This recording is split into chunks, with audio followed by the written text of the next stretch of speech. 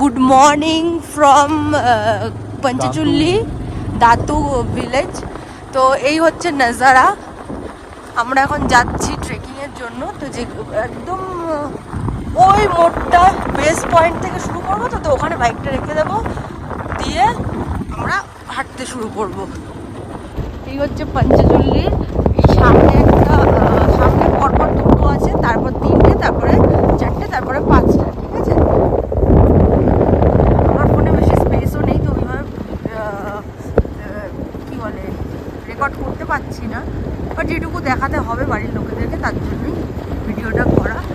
এই হচ্ছে রাস্তা। এই রাস্তা দিয়ে রাত্রিবেলা এসেছি। এর থেকেও আরও খারাপ আছে রাস্তা। চলো সঙ্গে থাকো, আরও কিছু দেখাবো। আমরা রয়েছি ওই পারটা, ওপার থেকে এই পারে আসলাম। এই যে শুরু হচ্ছে ট্রেকিংটা। আমি জানি না আমার কি হবে। পঞ্চচুল্লি বেস ক্যাম্পের ট্রেকিং এখান থেকে শুরু হচ্ছে। আমি জানি না কতটা কি করতে পারবো। হাত ফাত পুরো জমে শক্ত কাঠ হয়ে যাচ্ছে। মোটামুটি চলে গেছে সবাই। আমি জানি না আমি হাঁটতে পারবো কিনা। এই হচ্ছে আমার কন্ডিশন। সবে শুরু করেছি। সামনে গিয়ে ভিডিও দিচ্ছি, সামনে গিয়ে আরো ভিডিও নেব। এখন উঠতে কষ্ট হচ্ছে, উঠেনি। পঞ্চচুল্লি একটু দেখা যাচ্ছে, ওই যে বাঘটা ঘুরলে পুরো দেখা যাবে। ব্যাগটা ঘুরলে দেখা যাবে। এখন আস্তে আস্তে যেতে হবে।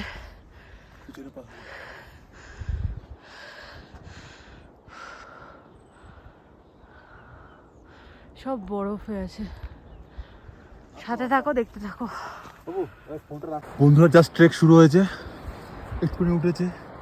স্যামিয়ার মধ্যে অবস্থা কাহিল বাবু। রাস্তাটা দেখো, খাড়াই রাস্তাটা দিয়ে ওঠা যায়।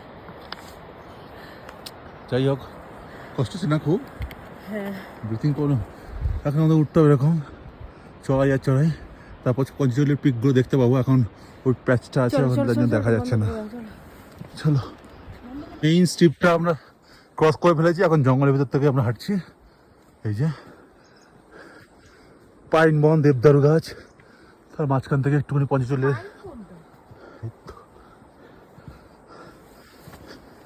জঙ্গলের ভিতর দিয়ে হাঁটছি আমরা এখন।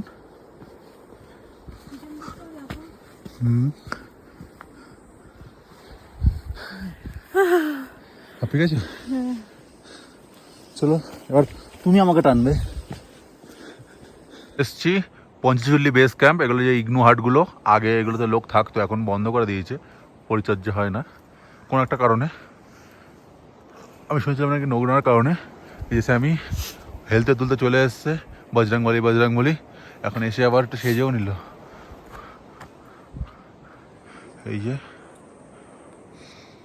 আমরা একটু এগিয়ে যাবো, ওরা সবাই তো এগিয়ে গেছে। ইগনু হাট থেকে এখন হেঁটে হেঁটে টুয়ার্ড 0 পয়েন্টের দিকে যাবো। এখান থেকে আরও 2 কিলোমিটার। ওয়েদারটা হচ্ছে খুব ভালো আছে বাবু। পিছনে পঞ্চচল্লি একটা সাইড ঢেকে গেছে। না না না, যেহেতু মেঘ ঢেকে গেছে। চলো চলো সামনে চলো, দেখবো। একটু পা চালিয়ে বেরোই আমরা।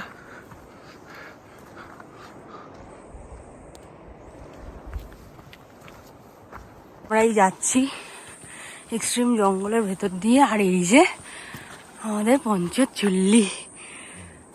আর এই যে দিক দিয়ে হেঁটে হেঁটে হেঁটে হেঁটে এই ভেতর দিয়ে এসছি। এই যে চলে গেছে অনেকটা।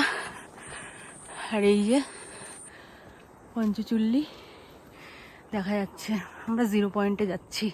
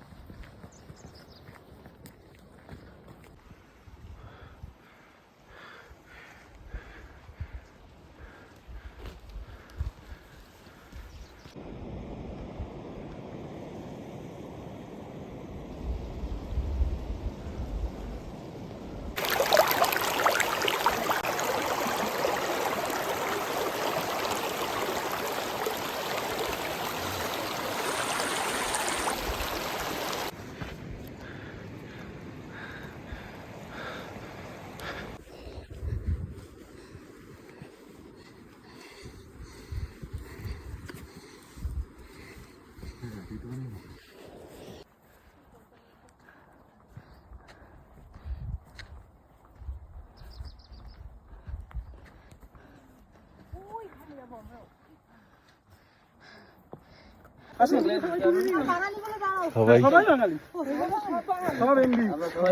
সব বাঙালির দল গেলাম পঞ্চচল্লির একদম 0 পয়েন্টে, ডেড এন্ড।